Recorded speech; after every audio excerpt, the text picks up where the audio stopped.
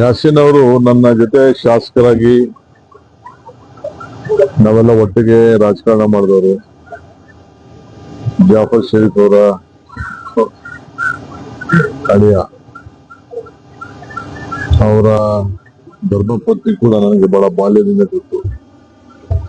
ನಾವೆಲ್ಲ ಒಂದೇ ಏರಿಯಾದವರು, ರಾಜನಗರದಲ್ಲಿ ಸ್ಕೂಲ್ ವಿದ್ಯಾಭ್ಯಾಸ ಮಾಡುವಾಗ. ಆಮೇಲೆ ಅವ್ರ ಜೊತೆ ಸಂಬಂಧ ಯಾಸಿನ್ ಕೊಟ್ಟು ಮದುವೆ ಮಾಡಿದ್ರು. ಅವ್ರ ಮಕ್ಕಳೆಲ್ಲ ಬಹಳ ಹತ್ತಿರದಲ್ಲ. ಬಹಳ ಶಾಸಕರಾಗಿ ಎಲ್ಲ ಒಟ್ಟಿಗೆ ತೆಗೆದುಕೊಂಡು ಹೋಗುವಂತ ಕೆಲಸವನ್ನ ಅವರು ಮಾಡ್ತಿದ್ರು.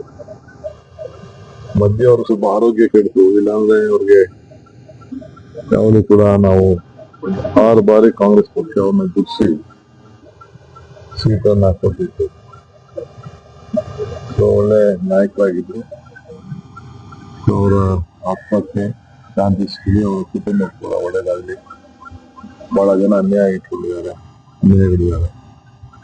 ಜಾಫರ್ ಶರೀಫ್ ಅವರ ಕುಟುಂಬದಲ್ಲಿ ಸದ್ಯಕ್ಕೆ ಒಬ್ಬ ಹಿರಿಯ ವ್ಯಕ್ತಿಯಾಗಿ ಇದ್ದಿದ್ದವರಿಲ್ಲ. ಮಾರ್ಗದರ್ಶನ ಒಂದು ದೊಡ್ಡ ಪರಂಪರೆ ಇರುವಂತ ಒಂದು ವಂಶ. ಆತ್ಮಕ್ಕೆ ಶಾಂತಿ ಸಿಗಲಿ.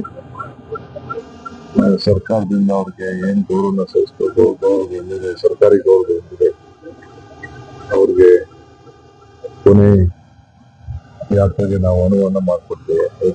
ಆದೇಶವನ್ನ ಕೊಟ್ಟಿದ್ದೇವೆ. ಭೇಟಿ ಮಾಡ್ತೇನೆ. ಆಮೇಲೆ ನಮ್ಮ ಕೆಸಿಸಿ ಜನರಲ್ ಸೆಕ್ರೆಟರಿಗಳು ದೇಶವಾನ್ ಅವರು, ನಮ್ಮ ರವಿ ಬೋಸಾಜು, ನಮ್ಮ ವಸಂತ್ ಗೌಡ್ರು, ಇನ್ನೆಲ್ಲ ಅನೇಕ ಮುಖಂಡರುಗಳು ಮತ್ತು ನಮ್ಮ ಗುಲ್ಬರ್ಗಾದಿಂದ ನಮ್ಮ ಅಧ್ಯಕ್ಷರು, ವರ್ಕ್ಬೋರ್ಡ್ ಅಧ್ಯಕ್ಷರು ಅವರು ಕೂಡ ಬಂದಿದ್ದಾರೆ. ಎಲ್ಲ ಅನೇಕ ಧರ್ಮ ಬಂದಿದ್ದಾರೆ.